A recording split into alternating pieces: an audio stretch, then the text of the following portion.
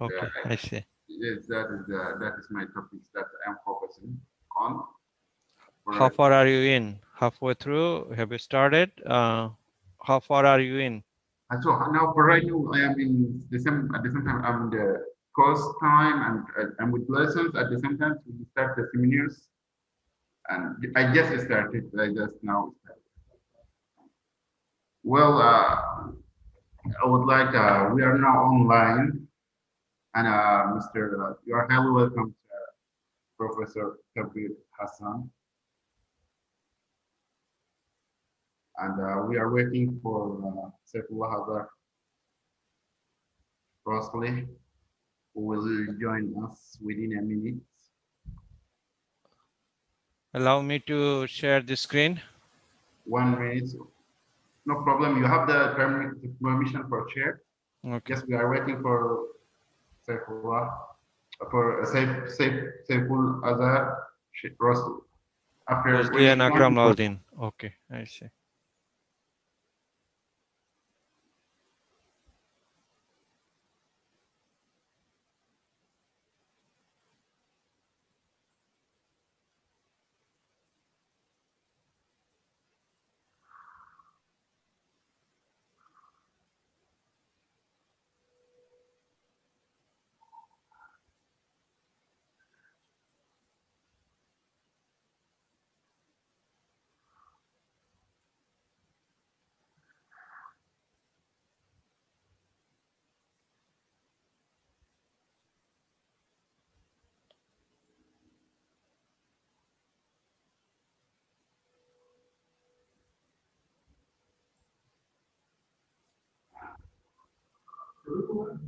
şimdi diğer Seyfullah girmedik mi? Bir tane oturup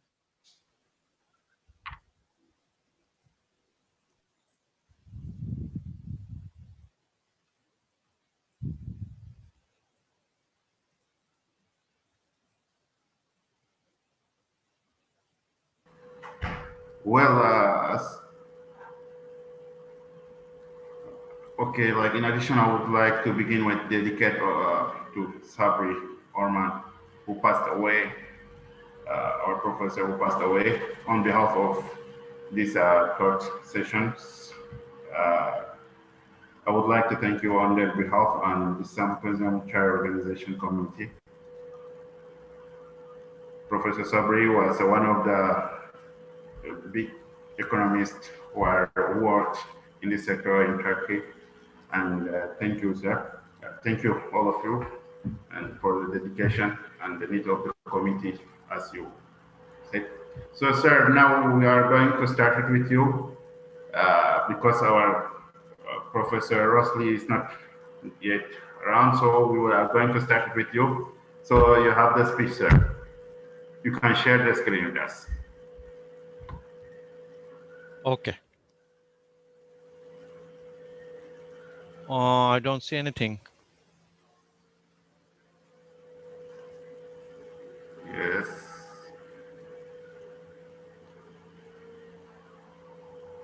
Yeah, no, but it is not letting me share anything. Do you see anything? Yes, we are seeing your slides, sir. Okay, you do. Okay. So just we need to, okay, now it's good. Good morning in the United States and good evening in Istanbul, Turkey, or in Turkey. And thank you very much for inviting me to give a presentation. So I'll talk in brief about business ethics in Islam. So why you are interested in business ethics? Because this is a very important topic when dealing with fiqh muamalat, we call this. So in a business ethics sense, you're talking about responsibility, trust, behavior, principle, relationship, choice, reliability, and morality. So these ethics often codified by business organization using general principles derived from normative ethics. And the days have passed where people used to consider that merely having adopted an ethical code for businesses a sufficient proof that they follow ethical standards in conducting business. There is need to further elaborate what this ethical standard means to a business, and formulate ways in which those standards can be implemented as well as monitored to ensure that the codified ethical standards are not adopted for namesake. So, where does this business ethics or business exist in the Islamic Sharia? And as you know, that Islam is a complete code of life that includes every aspect of human life. It includes the relationship with God and also the human relationship, business relationship within the art. It provides directives as how to economic and financial activities should operate based on moral, not just the economic system. And from the perspective, so if you look at this diagram, you have Islam. You have the left hand side on my screen is Aqidah, faith and belief. So this is what you call faith and belief. This is a relationship between you and God. And you have on the other side, you have the morality and ethics. And this is encompassing the business ethics and other aspect. You have the Sharia, the practices and activities. Within the Sharia, you have Ibadah, man to God relationship, and you have the Muamalat, man to man activities. And within the Muamalat, you have political activities, economic, social activities. And within these economic activities, you have all sorts of economic activities and also the financial activities as well. So when we talk about business ethics from the Islamic perspective, we have to put this within the whole spectrum of Islam and how Islam categorizes different types of activities. So here we are not talking about the ritualistic part of Islam, ibadah, the relationship between you and God. We are talking about the other social aspect of Islam. So what is Islamic worldview? The essence of Islam is Tawhid, oneness, and sovereignty of God. It has many implications. Allah is the only source of value. Humans are created equal. Resources or wealth are trust from Allah subhanahu wa ta'ala. And we are the Khalifa of Him in this world. We have free will.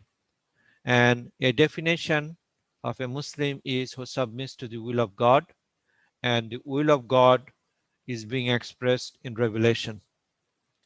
So, what is the sources of law, business ethics, or law in transaction in Islam? There are two sources of law in Islam. We have the Sharia, revealed knowledge, Quran cited Hadith. Uh, so, Quran has been revealed by Jibril alayhi salam to our Prophet Muhammad sallallahu alaihi wasallam, and Hadith Sunnah is the unrecited one. Unrecited means it is the act of Prophet Muhammad sallallahu alaihi wasallam. Then we believe that Allah has sent Prophet Muhammad sallallahu alaihi wasallam to teach his followers on the Quranic principles so that they can be living in this world in a perfect harmony. It's not only for Muslim, it's for the entire humanity.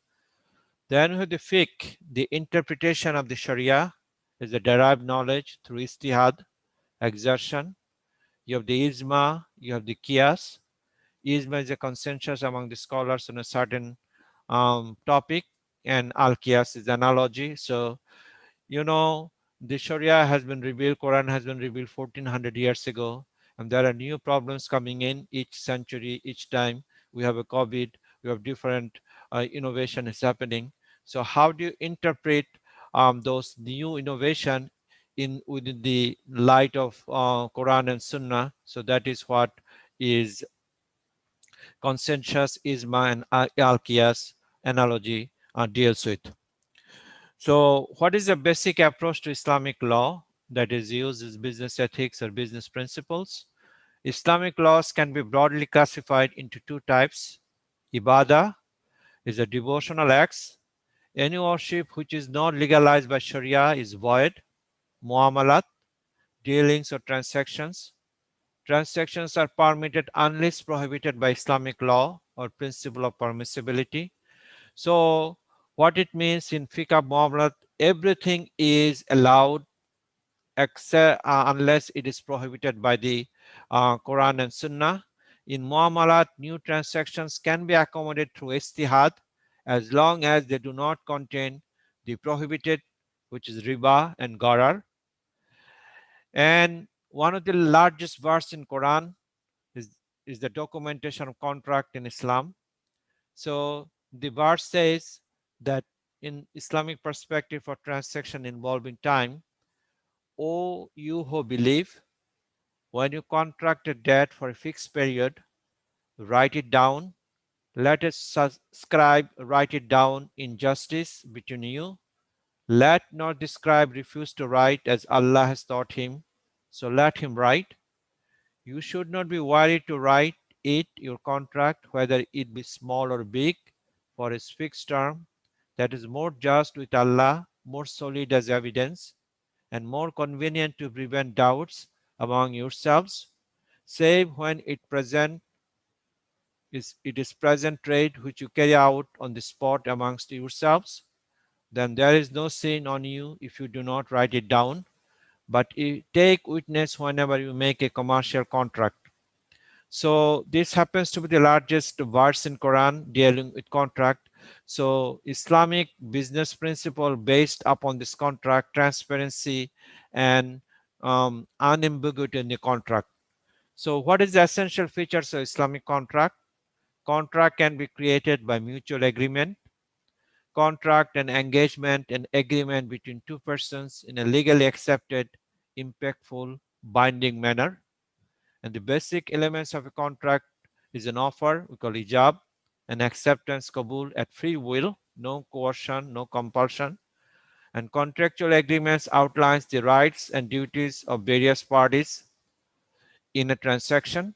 And difference between a promise and a contract is in a moral obligation versus moral and legal obligation. Islamic Fiqh Academy resolution of the promise. So promise is a moral obligation but not a legal obligation, but a contract is both a moral and legal obligation. So the Islamic nature of any contract or business principle is the freedom of contracts, provided the prohibited elements are avoided. Some aspects of the contractual relationship determined by Sharia and Fiqh to avoid injustice. There cannot be any injustice in a contract. There cannot be any conflict or ambiguity. There cannot be exploitation in a contract. And if it is there, it will be null and void from the perspective of Islamic law. Among others, the following must be avoided in financial contracts. Riba is haram in the Quran, and gharar and uncertainty, any sort of ambiguity must be avoided. So when you come to business and ethics, in the business, the way we deal with fiqh or muamalat, there's all sorts of conflict happens. Now, how you integrate the ethics with the business? Now, there has to be compatibility issue because the unethical behavior leads to mistrust, leads to different types of tension and misunderstanding, and sometimes in conflict too, and that may harm individual as well as the society as a whole. So in ethics, the typical word that we hear and talk about is integrity, is the morality, the principles, honesty, right, fairness, responsibility, conscience, choice, honor, value. And these principles are same in any faith tradition that you look at. So there is a lot of convergence when we talk about fiqh muamalat between Islamic business principles and other faith tradition as well. Now, what is the dilemma? So something that we talk about in theory and something in practice. So the something what we should preach, we should also practice as well. Now, what needs to be done in order to bridge between the theory and practice? So theoretically, business and ethics can be linked and compatible to each other. However, when it comes to the practice of business ethics, there are gaps that is found in theory and practice depending on the motive of officers or business leaders or stakeholders who is to implement them within an organization. So you need to really adopt a deep approach in implementing ethics. It has to be both codified, written, and practiced and taught to the different stakeholders of an organization.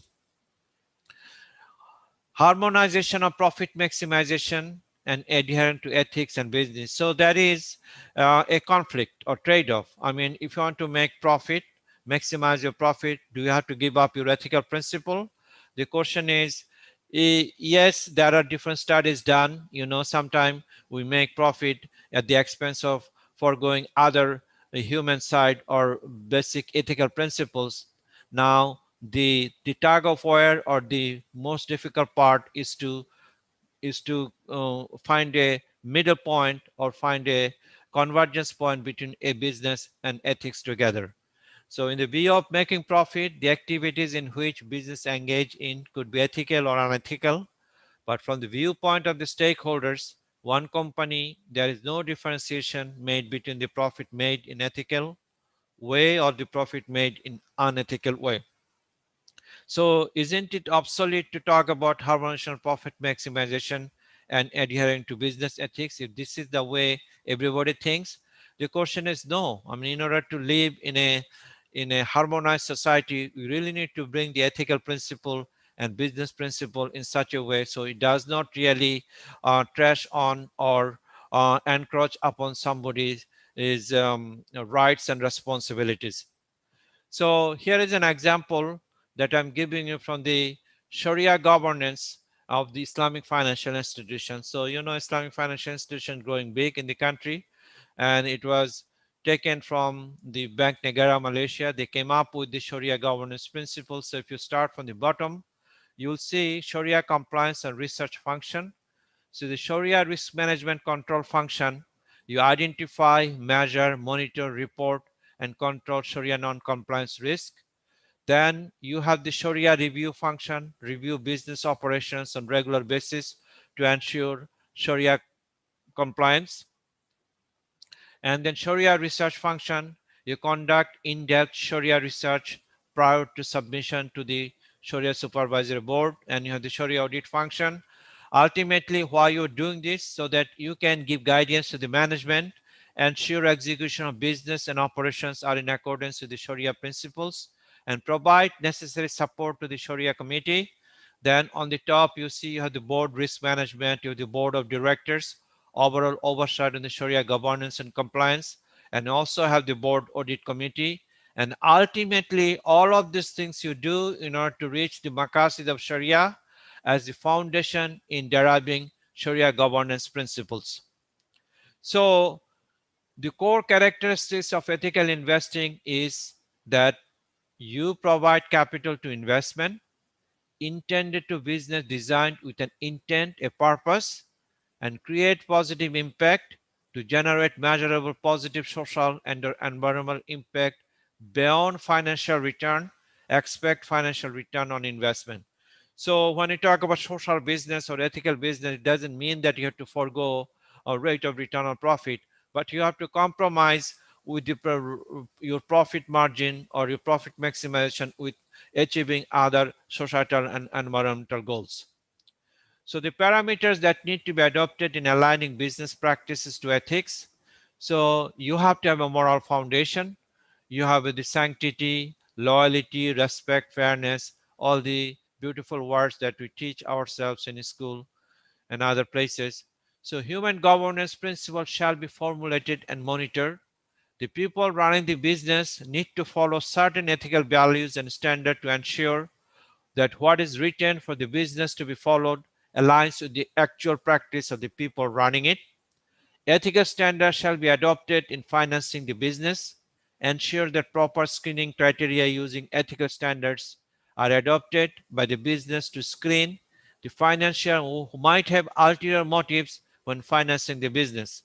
So you really need to, before you give financing, if you're a financial institution, Islamic financial institution, make sure the person who is taking the money will be used in ethical business. Now, customer screening using ethical standard need to be made. The customer of a business shall not be an ethically compromised person or a person or entity who is known to be engaged in an unethical business activity. And ethical standards to regulate work environment need to be created. Ethical, physical, and non-physical work environment need to be created by the businesses to stakeholders, starting from the human resource policies to the workplace ethics following during the working and non-working time. And there is a new, in order to achieve the SDG, we need to really get away from the linear economy to circular economy. And what is the circular economy? We have to recycle our resources as much as possible, uh, as part of our ethical practices in the workplace, to ensure that each and every one is an ambassador to protect the earth and the resources by ensuring the sustainability and conservation of those to the upcoming generation. So there are four things that really we need to integrate and find a balance: is the workplace, marketplace, community, and the environment. Now, what are some of the recommendation that comes from the Islamic business principle? And actually, these are very similar in from other faith tradition as well. So first, you need to formulate a written code of ethics by businesses to ensure that the ethical parameters are incorporated in them, and followed by harmonizing them with corporate governance principles adopted in the entity. The regulatory authorities of the business or the governments could develop an incentive package that could be given to those businesses to adhere to ethical values. If you see recently, they are coming up with sustainability bond, ethical bond, green bond. So the main purpose of this ethical investing is to make sure that you try to promote or protect the environment or promote certain sector, promote social welfare, but at the same time you generate a rate of return to satisfy the stakeholders who invest into the business. Third, the following business ethics ought to be made mandatory rather than a choice. Human governance course need to be developed in the hope that in the long term individuals running business will become ethical. The mindset that money is fungible, can be used irrespective of the source of it, needs to be changed by ensure that the source of money shall be screened prior to the utilization of it in sustaining the business. So the principle, know your customer, you really need to know where the money is coming from, whether the money was earned in an ethical way, so that you can prevent money laundering and prevent corruption in a society. So we have a collective responsibility within the country as international as well. Now, you need to screen the customers of the business and stop dealing with customers who deal with unethical behavior. You have to have ethical standards to regulate work environment in such a way that work life and personal life need to be adopted. So there has to be balance. So you do not work too much at the expense of personal life, or you spend too much time in personal life at the expense of work life. So there has to be balance between these two. As a working family, a family which is small children, a working mother, we have to make a work environment conducive to the working mother, that she can do the job as well as take care of the family as well. Wastage of resources need to be stopped, and this could be ensured only by following the principles of circular economy, where recycling of resources is encouraged, and this should be principle followed. And finally, the organizational structure of the business entity should establish an ethics and governance committee, or compliance and ethics committee, or audit committee to translate the ethical codes enacted into action and ensure that there is periodic review done by the organization and reported to the board of organization as well. So I have sent the paper to Sima, and the paper talks more details about this different Islamic business ethics, and hopefully you can distribute this and the audience can benefit from it. So finally, way forward, being ethical is essential for all business organization, and the days have gone where merely having an ethical code for business are the proof used to say in a certain business organization is ethical. So you do not only have to have this written code, but you have to show and practice it. There is a need to have a robust mechanism to ensure that a certain business can be considered as ethical. So this is a continuous process, and this process of ensuring that ethical principles are followed in a business entity is a continuous process where compliance audit of it need to be done periodically to ensure that the issues facing the business entities in this regard are resolved in a timely manner before it is too late. So you have to engage everyone, you have to engage all the stakeholders, and and you have to develop policy which does not hurt anyone, and helps everyone and everybody benefits together from this ethical ecosystem. And that's all I want to say. Thank you very much. If you have any question, I'll be happy to answer it. Thank you for listening to me. Well, thank you, sir, for the good ideas and knowledge that you have shared with us, sir. And for momently, we will go for the next uh, topic.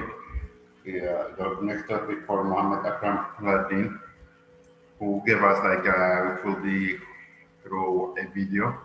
So I'm giving the share for that video, and then after that, we'll continue.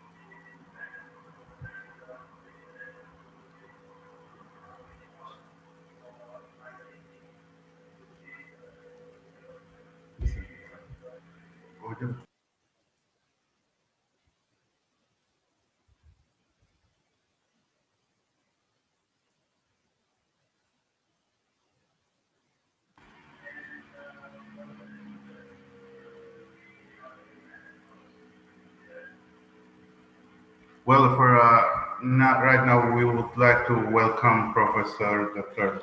Saifullah Rushdie. Are you hearing us, sir?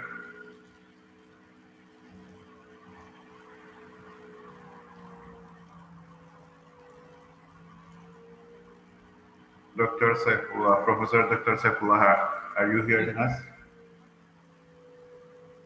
Okay, let me put my video. Yes. Assalamualaikum warahmatullahi wabarakatuh. Wa alaikum salam. Assalamualaikum, Saifullah. Yeah, Assalamualaikum. In brief, how are you, Yes. Prof. for Saifullah? you, sir. We're waiting Good for see you, you. and we are so sorry See you. for our professor. And the session Yes.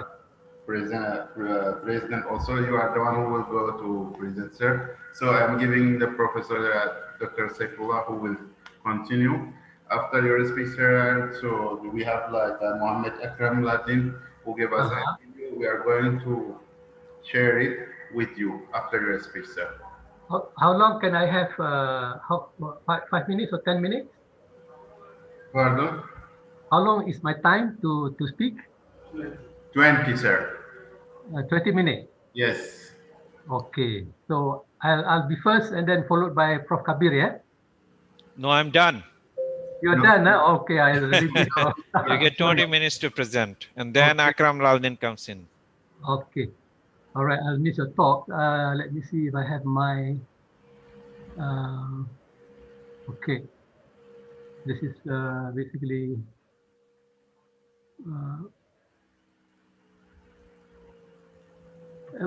well, Assalamualaikum warahmatullahi wabarakatuh, Mr. Chairman, Dr. Faisal, and Prof. Kabir Hassan, as well as Prof.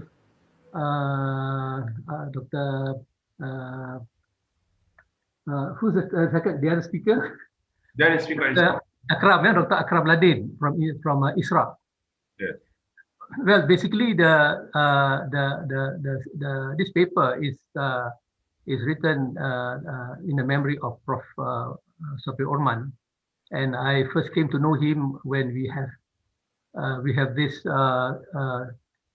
trainers teaching of trainers in Islamabad back in '85, where I think this symposium or this training was organized by IRTI and IDB, but it was basically set in Islamabad, Pakistan. And you can see that this is a picture after the symposium with Almarhum Prof. Sabri. And beside him is the former president, Dr. Abdullah Gul, And then we have Dr. Huli. I think he was the basically heading IRT. And then we also after the event we take some time to have a rest at Mari in Islamabad, and this is a picture that we have taken. And then we have brother from Somalia. I can't remember his name actually, Dr. Sabri Orban, and we have also Dr. Abdullah Gul. Yes, yes, and I think they were very close friends, and. And this is part of the picture in the conference hall where, presentation, and we were listening to the paper. And so basically, Prof. Sabri joined INSIF, joined UIA in 1992, where he taught history of economic thought. Then he later joined ISTAC in 1995. As you know, ISTAC is the Center of Al-Ghazali Study, headed by Professor Naqib Al-Attas. And well, Professor Orman, he is a good human being. I think we enjoy being around him, and very soft-spoken, and he is always giving and taking none for himself. So this paper, a very small paper dedicated to Professor Sabri. And it is basically a study to basically highlight the importance of ethical parameter in Islamic banking and finance, given that the current attention given to the Islamic banking operation is primarily on the Sharia checklisting, and basically which looks at contract and the transaction, but very little has been done to address some of the unethical issues, especially issues raised by the public in Malaysia through the number of consumer associations, especially cases related to abandoned housing funded by some of the Islamic product were not actually attended to by Islamic Bank. And then issue pertaining to monthly compounding of profit that generated a profit rate which is higher than what was quoted in the advertisement. Rule of 78 is basically the amortization of debt payment, which is benefiting the bank because a larger portion of the payment in the earlier period were taken as profit, and a consumer would be at a disadvantage when they plan to settle early or when they were in default for settlement. Use of flat rate over declining balance method. This is again a practice that is used by conventional banking and Islamic banking, and that basically make more profit for the bank. Avoiding of ownership risk. This is against the universal rule of business, al-kharaj bidaman al-ghurum bi-ghunni, and that has causes murabahas to become like loans, and there is a danger of convergence. I can see a lot of papers that has been talking about this convergence issue, and also the issue of some Sharia advisors doing business,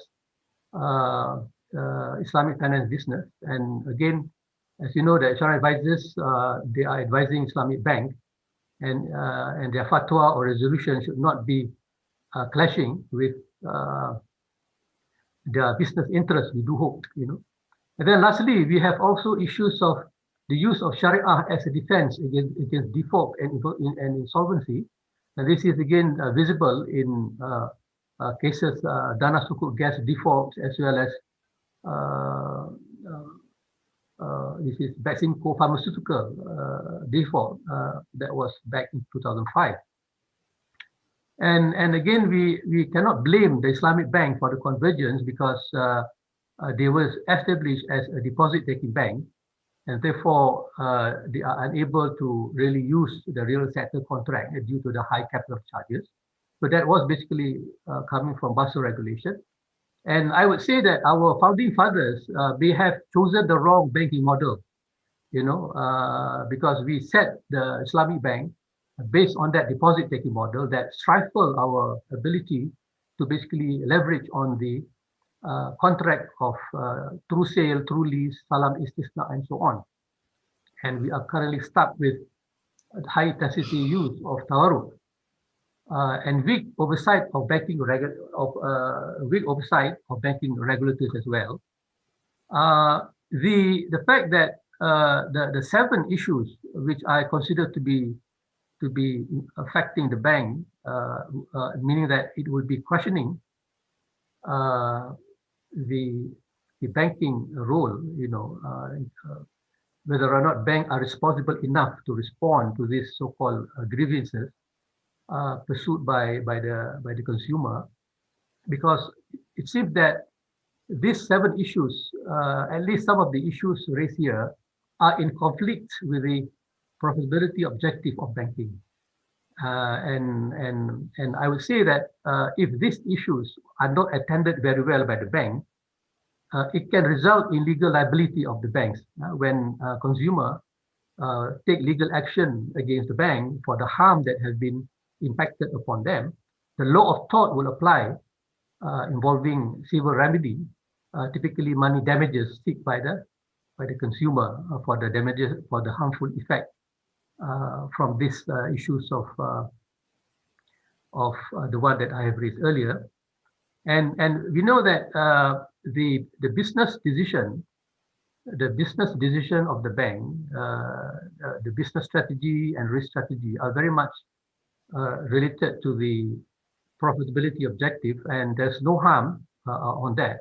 I would say that I'm not saying that Islamic Bank should be should be social oriented, because they are not supposed to, because they are basically deposit taking bank, and they have a fiduciary duty to the depositors and to the shareholders. But when we have issues like what I have raised earlier, not being attended by the bank, then that will somehow question the responsibility of the Islamic Bank in terms of their observation of Sharia rule and values. I would like to use the model basically initiated by Farrell and Gresham, basically looking at ethical dilemma. So we are looking at dilemma faced by the Islamic Bank in meeting with this so-called demand by the consumer. The consumer is asking for justice, but the Islamic Bank are not attending it. So that is the dilemma that is basically happening. Responsibility versus profitability. The model basically uses 3 parameters to basically understand how people make decisions. The one that I will be using is the individual factor, the individual who is facing the dilemma in deciding to do or not to do something which is considered to be unethical, right? He will be using his knowledge, his value, and his attitudes, his intention, to make a decision to do that particular sinful act or not sinful act, or unethical or ethical act. And this can also be related to some of the ethical dilemma in advertising, in falsifying research data, price collusion, bribery, which is quite common in banking. And we can see sometimes there's a collusion between board of directors and the chairman of the board and head of credit for approval of certain facility to connected parties. So this is happening. And again, I'm trying to understand through Al-Ghazali's contribution, how would such individuals who are tempted to take the bribe, at the same time he or she is given that fiduciary duty to protect depositors and the shareholders, but then that temptation and that kind of tension between wanting to do or not to do. So we are going to use Al-Ghazali's theory, and we know that Professor Sabri Orman is an expert in Al-Ghazali's economic thought, and this study basically uses one of the compendium, Kamiyat Sa'adat, where Al-Ghazali looks into the so-called conceptual of the self, which is expressed as akal, ruh, intellect, qalbu, and nafsu. And we can see that Professor Sabir Orman has written a good paper on Ghazali's thought, and it was basically a book edited by Professor Siddiqui back in 2009. And he basically mentioned in his paper, Kemiyat al-Sa'adat, which is a 2-volume of the Ihya al-Muddin that basically looks into this issue of the self and self-governance. So we make dua for Prof. Sabri for his contribution. The self, according to Al-Ghazali, can be understood from 4 angles: the intellect, the ruh, the qalbu, and the nafsu. And this is not complicated, but we have to take time in order to consume the tradition. The akal is the intellect that is basically that make man different from the animal. The intellect will process and will assess and evaluate, will calculate and will make assessment. And the akal is scientific in nature. It will look and analyze. And the ruh is basically the self that was created long ago in the primordial stage. We heard about the surah in Al-A'raf, Alastu bi Rabbikum. Allah was asking us, am I not your Lord? We say, Bala Shahidna. Yes, we do recognize you as our Lord. So the ruh is basically moving from one dimension to the other. And the qalbu is the heart that basically feels the sin and the goodness. And the nafs is basically the power or the tendency that will gravitate us towards the mundane, towards the lower desire. And what I'm trying to show here is that the akal, the akal normally will precede the nakal. The nakal is the revelation, the guidance that we are seeking. But in order for us to understand guidance and revelation, we need akal, right? Akal must understand the revelation. Nakal is the religion which is addressed to the akal, basically. Yeah. So when the nafs and the dunya is conquering or overpowering the akal, then the akal will be made weak, and we can be in this so-called situation of ghafla or heedlessness, where we can be forgetful, and this can be due to too much food consumption, too much sleep, or too much entertainment. And this is something that we should be able to discipline ourselves against. And so this is at the same time, Satan exists. Satan exists as an anti-man, not as an anti-God. And we know that in the surah that Satan has refused to acknowledge Adam as God by judge, and he was expelled from paradise for his arrogance. And but then he is so vengeful that he wanted to mislead Adam. I will mislead them, and I will create in them false desire. They will have their dwelling in hell, and from it they will find no way of escape. Right. So this is what Satan has promised God, and Satan was able to mislead Adam and Hawa into eating from the forbidden tree, and that is why we were here on this earth, and so Satan is in a mission of making us in the state of ghafla and forgetfulness, and so that we will not be able to realize our position as the Khalifa. So basically, we can see that based on Al-Ghazali's exposition of the akal, the ruh, and the qalbu and the nafsu, he further opened up the analysis in the sense that he says that man has also this particular power, which is given by God, the muharika, which is the ghadab and shahwah, the anger and appetite. These are basically fitrah, these are natural power, that is needed by men.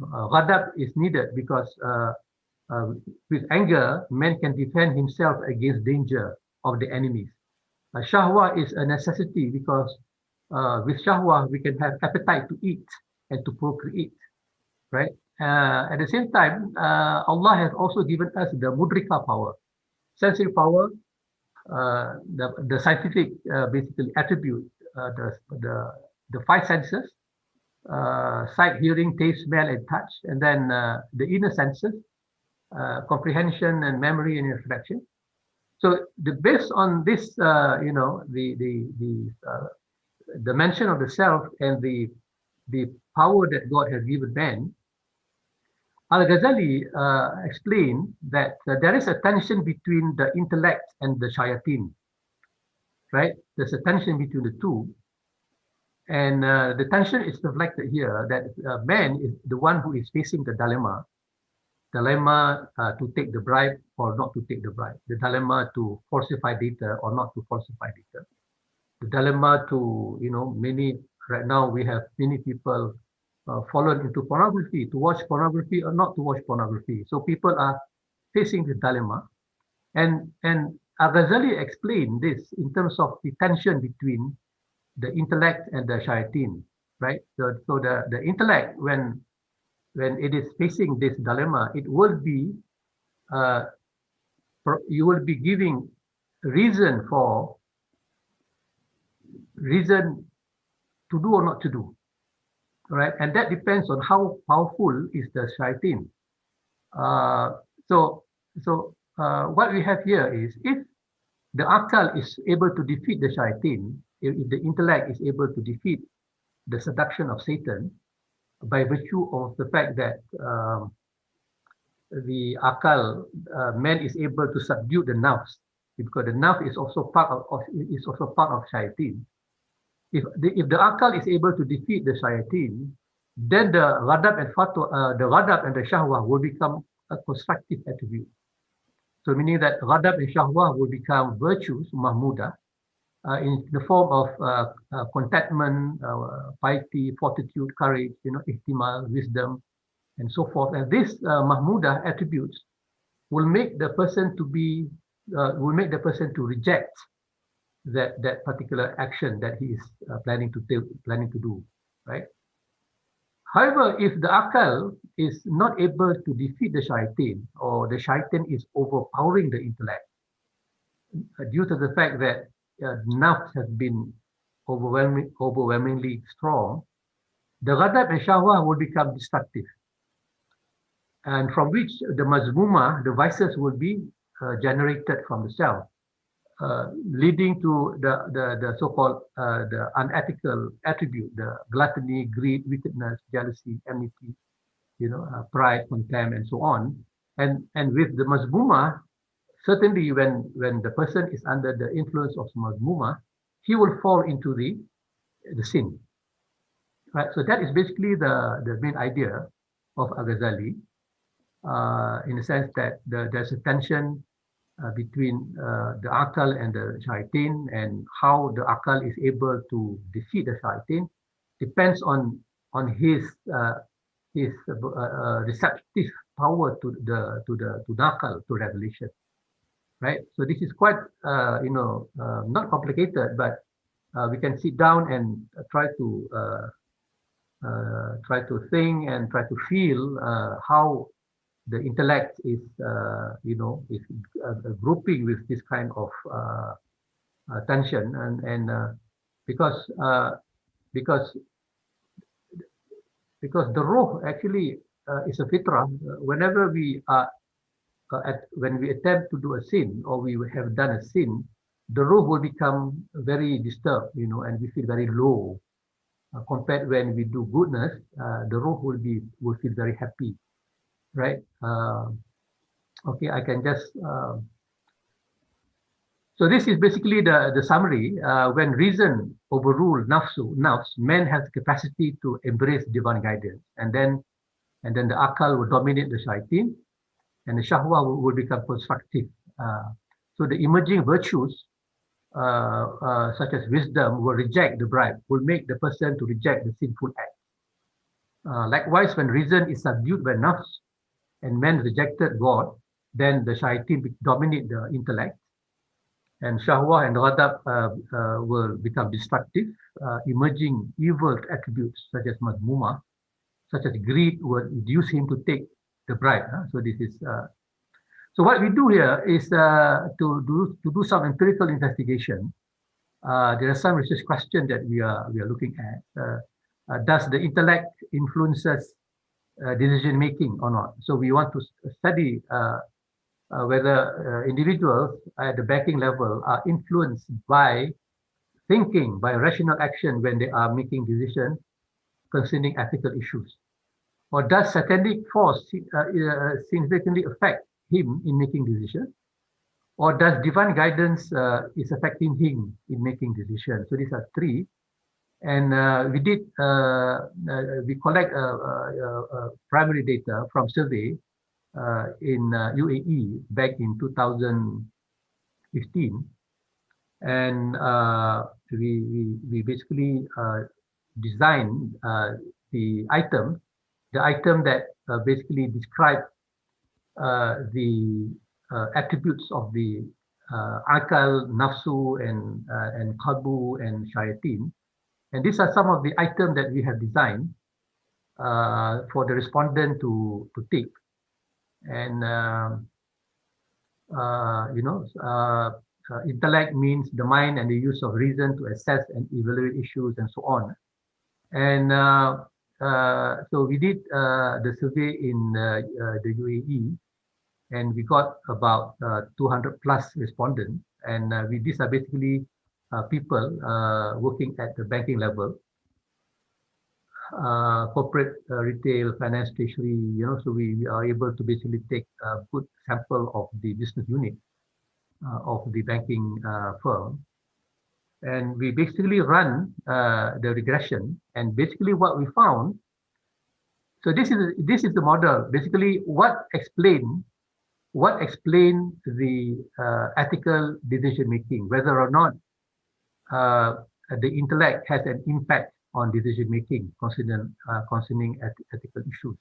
So we find that yes, from our study, we find that the intellect has a significant impact on the decision on making decision concerning ethical issue. We are not basically looking at ordinary decision like daily decision in which we are not facing a dilemma, taking a breakfast or going to take a bus.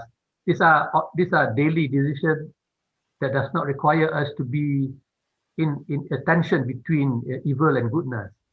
But so the decision concerning ethical issues are those in which there's a tension between to do or not to do it, and the perspective of whether the doing have a negative effect or positive effect, right? So our study discovered that yes, the respondents are basically using their reasoning and intellect in making decisions. So these are basically so meaning that in decision making, the role of the intellect is very positive.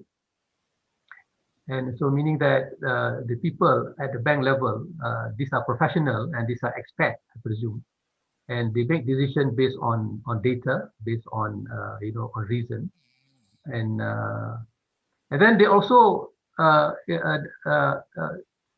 believe that when they make decisions, they can feel there is some kind of satanic tendency that is affecting them, because based on the question that Satan also exists in my body as an evil force that pursue me towards evil, and Satan is able to control my full use of intellect. Certain unethical tendency in me will emerge.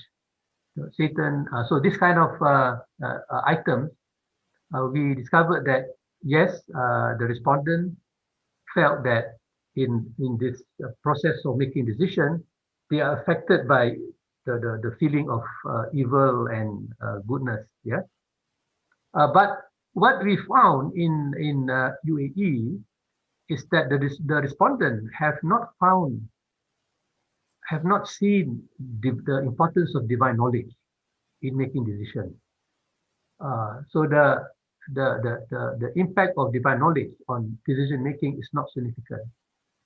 And this is quite surprising, given the fact that we are looking at UAE, especially Dubai, where in the sense that it is a place where Islam prevails compared to other places. But then that was basically what we found, that the respondent were not actually taking serious attention to religion, to Allah, to God fearing or taqwa in making decisions.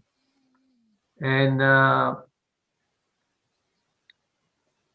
so basically, our conclusion here, the lack of God consciousness among the respondents is not a good sign for Islamic banking firm in the UAE, as employees who are exposed to moral hazard and ethical dilemma may not be able to resist the temptation of bribe or kickbacks or many other issues that is befalling upon them.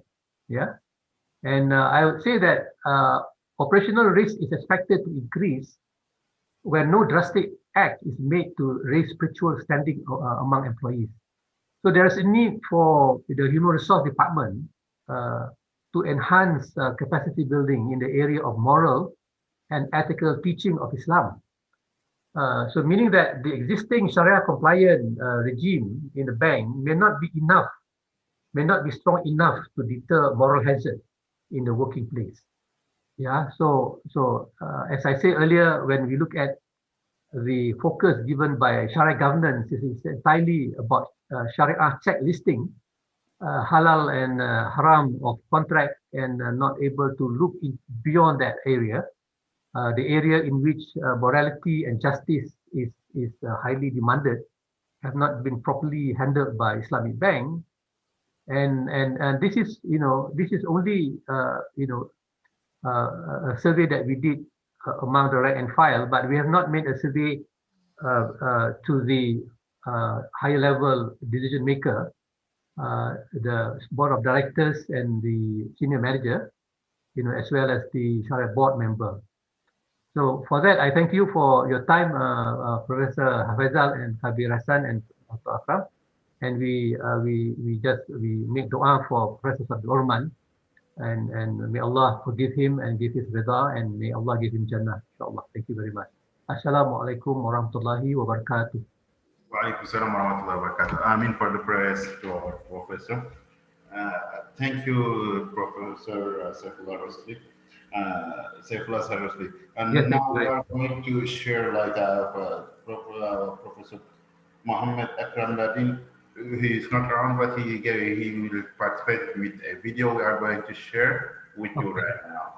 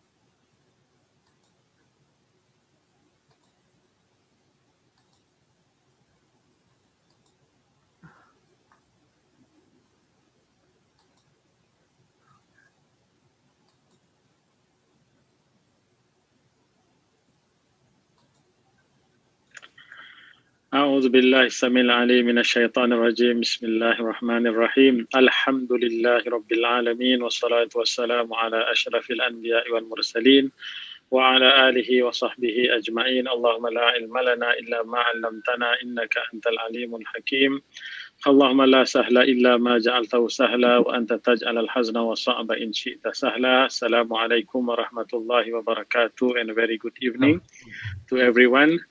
First of all, I would like to take this opportunity to thank the organizer of the International Symposium on Economic Thought for inviting me to this symposium and giving me the opportunity to speak in this symposium. And I think all of us are aware that this symposium is dedicated to the historian of thought, Professor Dr. Sabri Orman. And brothers and sisters, we are very sad, of course, with the passing away of Professor Sabri Orman. May Allah subhanahu wa ta'ala bless him.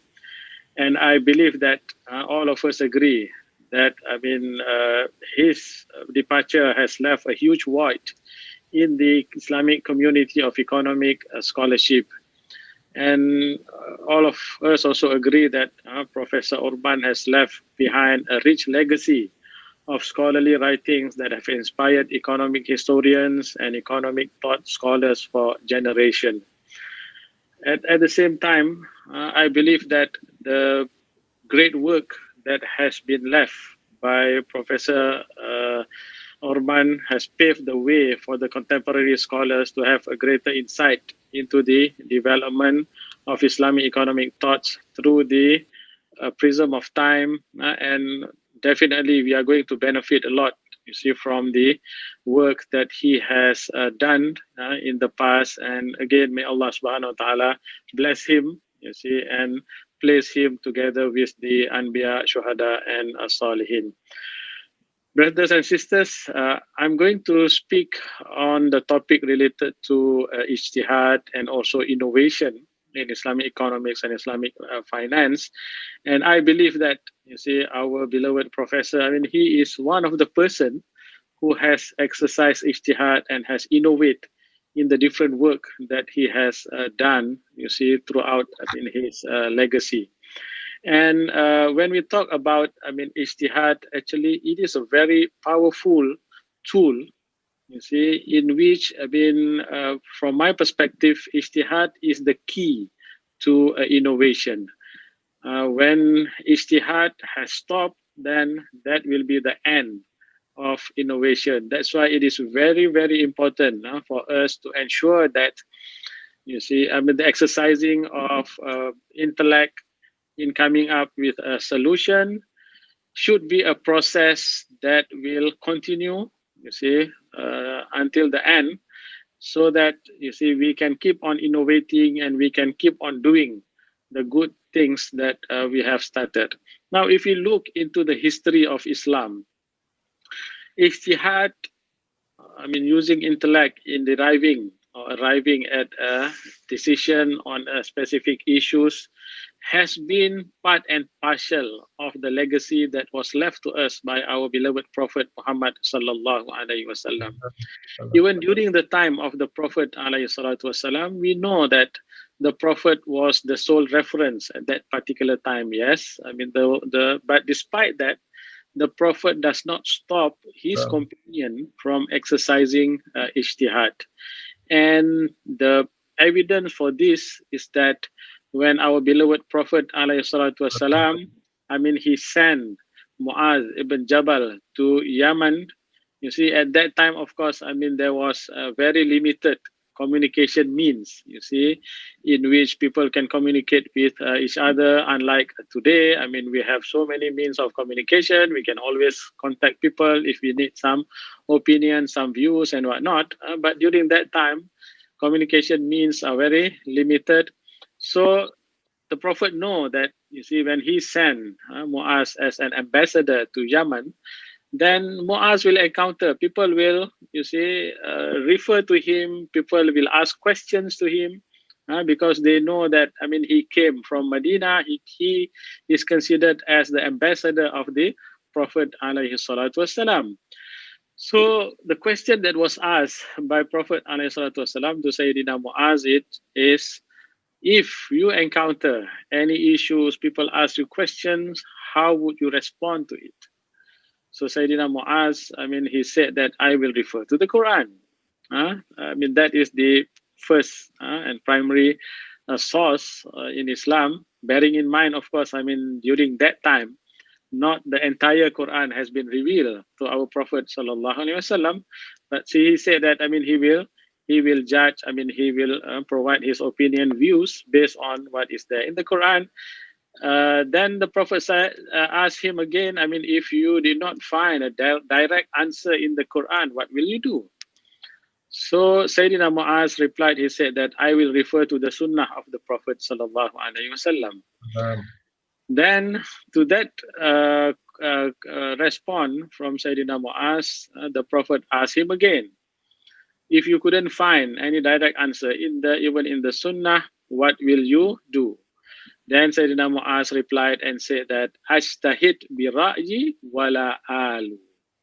Okay, meaning that I will use my own intellectual opinion, but I will not transgress the boundary that was set in the Quran as well as in the Sunnah of the Prophet sallallahu alaihi wasallam. So interesting. If you look into, this notion of ijtihad since the early days of Islam, and then of course, what was the precedent that was set in this story of Sayyidina Muaz going to Yemen with the Prophet sallallahu alaihi wasallam has become one of the important guidance for all the mujtahid, for all those scholars who came after the Prophet alaihi salatu wasallam, for them to innovate.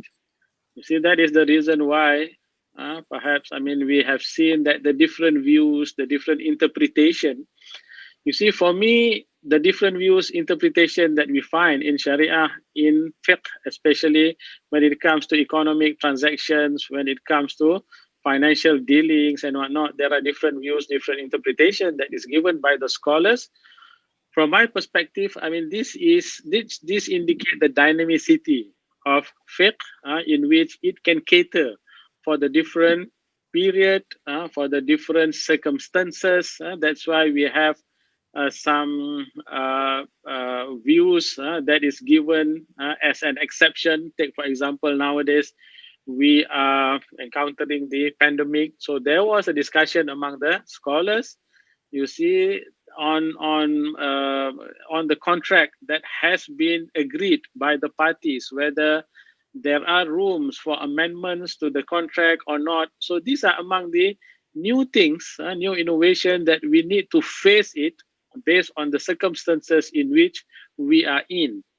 So, all this, you see, indicate the dynamism of Islam, and also the exercise of ijtihad that will pave the way for innovation, you see, and this will, you see, continue until the Day of Judgment. Now, let me just provide some definition that has been given by some of the scholars when it comes to ijtihad. I like the definition that is given by Imam Shirazi when he said that ijtihad is the exertion to the utmost and the full exercise of one's capacity in arriving at a legal value. I think the beauty about this definition that is given by Shirazi is that Imam Shirazi is that, he tells us that, you see, if you want to innovate, you want to come up with something new, you must do the research first.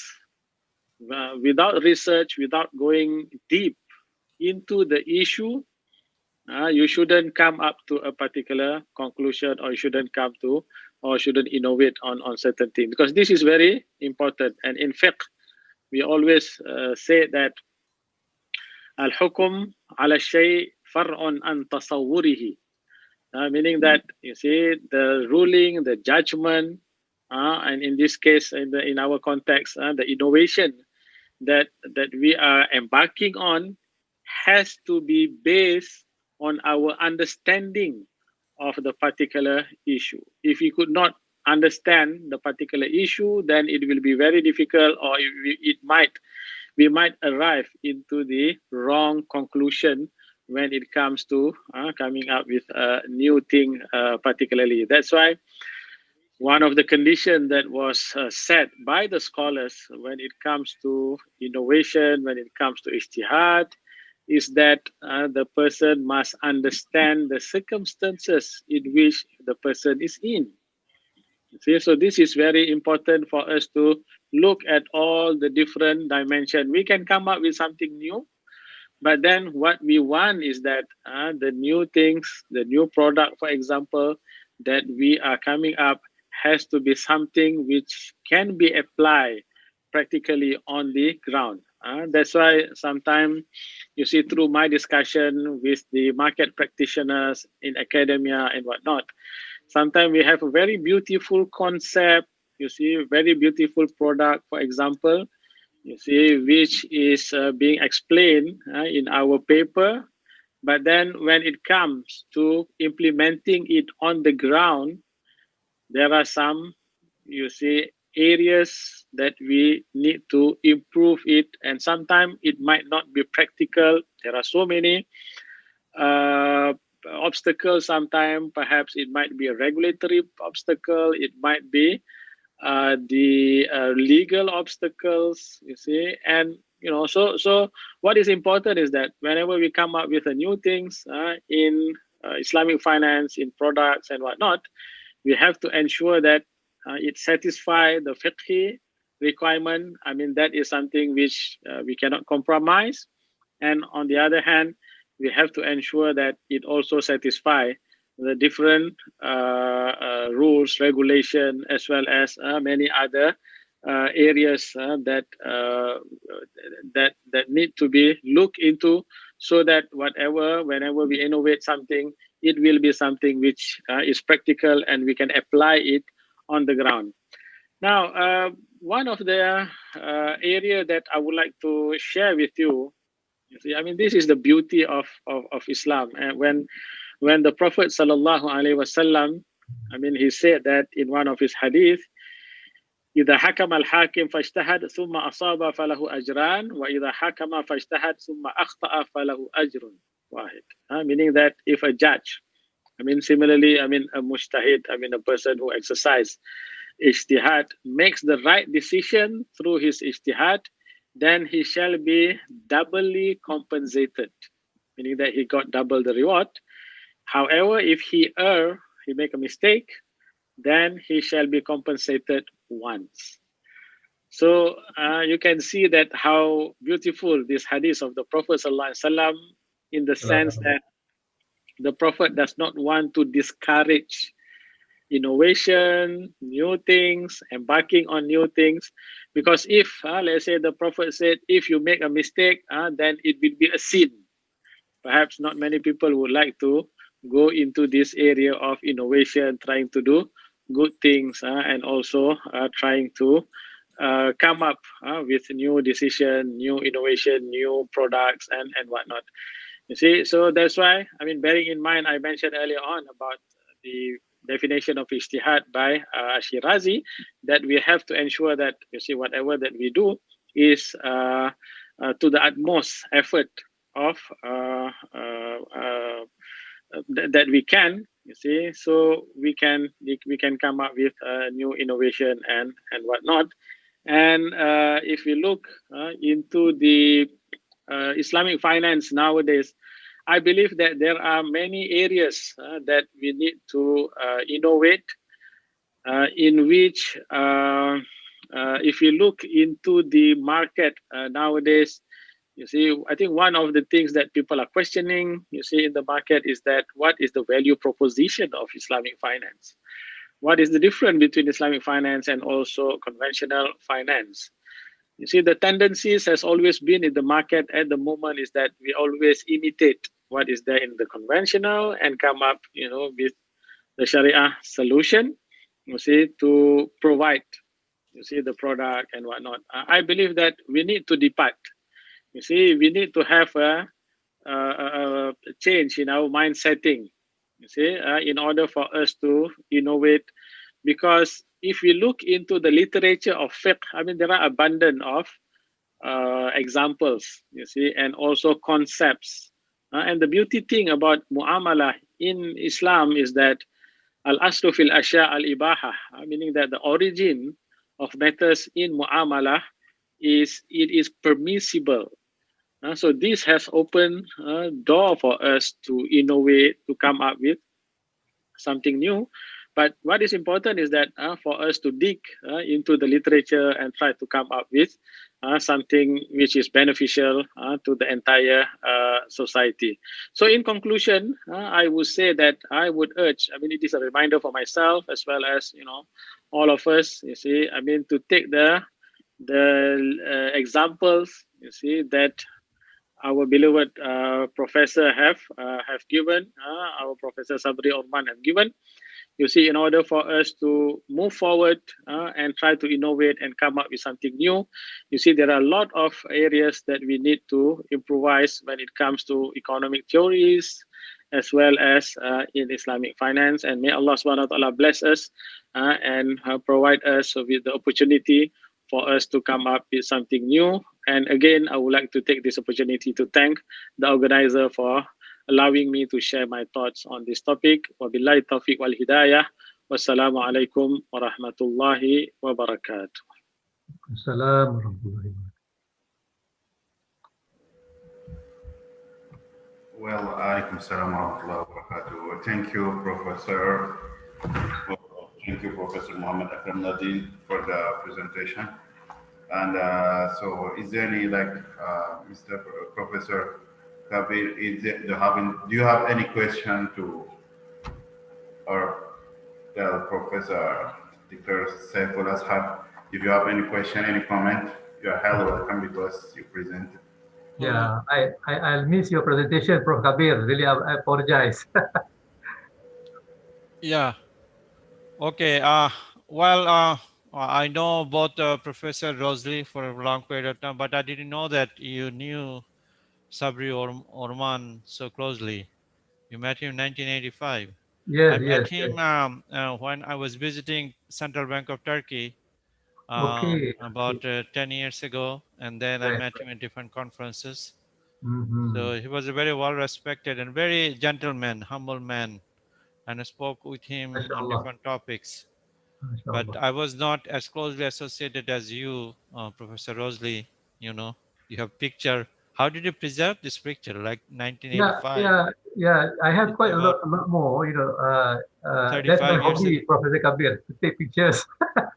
That's very So, good. I mean, even to preserve it, it's a historical yeah, document. You should keep it. inshallah, inshallah. So we have the former president of Turkey, Abdullah Gül. Gül, Yeah. yeah, yeah, because he was, after the conference, he was asking us to go with him to Peshawar, at the border of Pakistan. This is where the Mujahideen was. Uh-huh. I Okay. was afraid, and then he went. That's why he was the president. He was so brave because Peshawar is a cowboy town. Actually, people is a basic. People are wearing guns and machine Yeah, guns yeah, all over the yeah. place. So he went there, and that's why he's a braver person, and he Yeah. became the president. And I don't know whether I think maybe Professor Sabri may have followed him together into Peshawar. Yeah, I think Professor Abdullah Gül is now, he established a university. He's now teaching, right? Do Yes, you know, yes. Faisal, where is Dr. Abdullah Gül now? Yes, he's in Ankara, but probably where, I don't know specifically where. But he has a university after his name, right? Yes, Abdullah Gül University? yes, Yes, mashallah. that university, yes. Okay, I see. All right. Thank you, What sir. what paper were you presenting, Professor Kabir? Well, I was talking about Islamic business ethics. So I have been working on this paper with your colleague Aishat Muniza. Asha. Mm-hmm. Yeah, so we have been invited by Oxford Encyclopedia to write a piece on Islamic economic ethics. So I'm Mashallah. just giving some brief, Mm-hmm. very similar that what you have said or Professor Good, Akram good. Laldin said. So Yeah, yeah. We should share the knowledge. I think this is right, for right, good to of share the all. knowledge. Yeah. Yes. because it's high Um, time for the Islamic Bank to actually, attend the issues. And yes, yes, yes. And I'm glad. And actually, this sister Sima, she Yes. yes, contacted me. I don't know Mhm. how did she find me out, but I do not know her, but she found us out. Do you know her before, Sima? No, Gek? not me. I think I know her for the first time. Oh, you But know I her for know the first. Dr. Ali Polat was the one who invited me because we met in basically Jeddah. There was a conference at the one of the university in Jeddah. So he was Ifat there. University? Ifat? That university was what is it? The women university. Yeah, Well, Ifat University. Ifat. uh, Ifat, Yeah, yes, yeah, yeah, Ifat University. yeah. I would like to thank you once more, our professors, for that the good knowledge that you shared with us. And MashaAllah. as for right now, we didn't get any questions. So Okay, yeah, the time that we received the question, we transfer to you, sir. all And right. I will thank you for the Yes. Thank time. you. Thank you, Dr. Faisal and Prof. Kabir Hassan. Yeah, thank you very Yeah, much. thank you, Professor Rosalie. Don't I forget hope to send me your slides. I will. And I will. I will sign it. and Yeah. I have Faisal, we published. do have the same last name. You know that, right? Same Uh-huh. spelling. The what? The Faisal and I have the same last name with the same spelling, Hassan. oh, okay. Thank All you. right. All right. Inshallah, inshallah. Thank you, sir. Thank you Thank very you. much. Thank you, May sir. We Allah are bless you all. Eh? enjoy Thank your you. time. Assalamu alaikum. Assalamualaikum warahmatullahi